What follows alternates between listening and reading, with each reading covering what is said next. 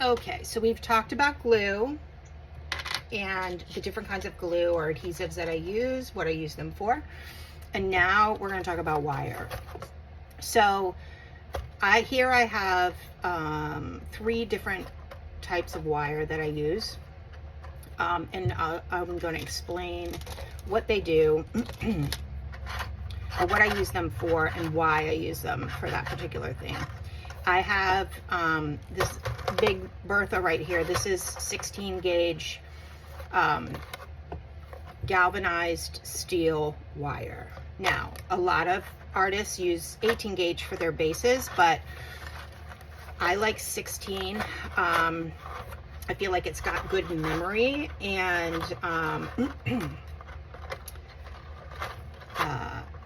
is a really, I think of my base wire as my, and this is what I mean by a base wire. Like this is going to be the base of a tiara. And what I often do is I will make a bunch of these and I'll get them covered in silver and gold. And so I have them on hand. So if I get an idea for a tiara, I already have a base ready to go. And I have found that to be very helpful for me because I have kind of an ADD brain at this point. And I just really like being able to hone in on something. If I think of what I think is a good idea, to just go for it rather than forget about it, which, you know. So this wire has memory. Like if I take this, it's gonna snap back, but I can still bend it.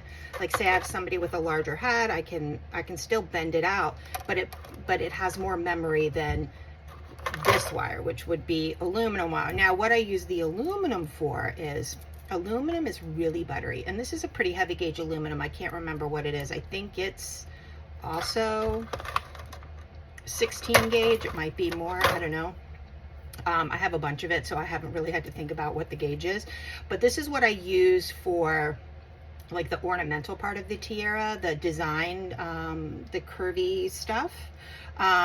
And what's great about this is it does bend really nicely, especially if you I've always found if you kind of warm it up and get it going in your hands, it definitely has like a, something happens where it makes it bends better. But this is very easy to bend and to get those curves that you want. But if I apply any pressure, it has no memory. So it's not going to go back to where it was. And I need memory in my base wire because I need it to be able to open up a little bit and then sort of snap back, not just for security in wearing it, but also to adjust to different head sizes because often the things that I make are worn by multiple cast members. So, so this is my aluminum wire. I have it in silver and gold. I do, like here, for instance, I will also cut lengths of aluminum wire and cover those as well and kind of keep them on hand. I'm running out, I need to do it another. And I usually cut either 9 or 10 inch lengths. I can't remember, to be honest. I'd have to measure them. And I will do a bunch at a time, and then I'll cover them in gold and silver to use on tiaras. So I can, like I said, if I get an idea, I can just start, and I don't have to wait for glue to dry on wires. So I find that to be very convenient. And I wanted to show you how nicely aluminum wire bends. It's easy to sort of get it straightened back out too. So when you first start something, and here I'll cut off a piece of this, and I can show you. And you can use the wire uncovered as well. I do that sometimes. It depends on the design that I'm doing. If it's really intricate, and I often will leave the wire bare, because if I do a lot of bending with pliers on this, I can tear that outer cording cover or put holes in it, and then I have to kind of start over, which is kind of a drag. So if I'm doing like a really long piece with a lot of curves in it, I will just leave the wire bare like this, okay? And so if I'm gonna bend it, I usually start, and instead of using the pliers this end to bend, I usually will go like this, because I find I just get better curves, and then I just sort of work with it.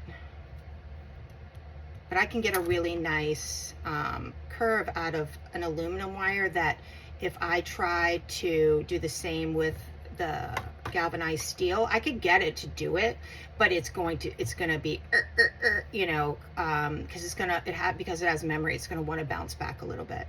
Where this does whatever you want it to, and it stays where you want it to. That makes sense.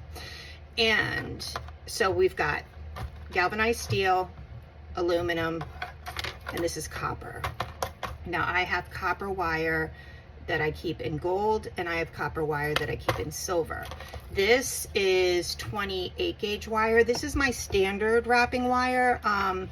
The way I like to do things, I like to usually glue an element on first, and then I go back and wire behind it, so that it stays in the place. I just find it's easier for me than trying to wire it first or only wire it. I have made tiaras where I've only used wire, but I find that it's more secure if I do both. So this is really buttery, and even though it's copper, it's really buttery, and it's easy to wrap with. Now this is, I believe, 26 gauge copper wire, and this is more stiff. Okay, so this is more like, I mean, I can even tie a knot in this like thread. To be honest, it's so flexible. This I use if I need something a little more stiff, to give stability to a piece. Like say I'm taking a gem, and I'm going to make sort of a spray of gems, like so. And I need the, I don't want the wire to be too flexible, because I'm going to create a design with the spray of gems. Like say I'm going to do a twist like so, and then that's going to become an element. Okay, then I'm going to use this heavier wire so that it stays like I want it to, and I'll show you the difference. Like if I and I can still bend it and do whatever design I want, but it's got a little more staying power than this 28 gauge. And I'll show you. Now I mean, you can use this one, I guess, but it's really going to be too flimsy in the long run, and your design's going to get knocked out of placement really easily. So if I take this, and I mean, I can still make an element, but it's just very, very flimsy. Whereas this one, I can knock it around and it's not gonna do this. Okay.